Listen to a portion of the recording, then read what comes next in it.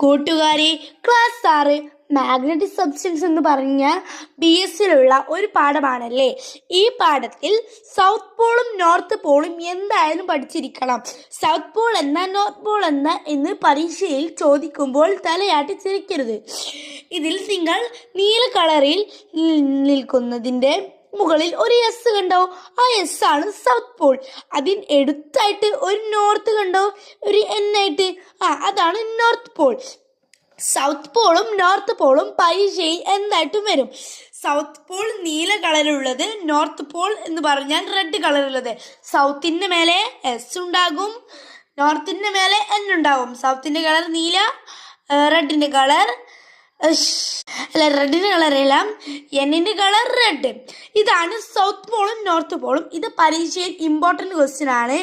അപ്പോൾ എല്ലാവരും പഠിക്കുക. അപ്പം ഇന്നൊക്കെ ഇത്രേ ഉള്ളൂ. അതിർക്കെല്ലാവർക്കും ബൈ.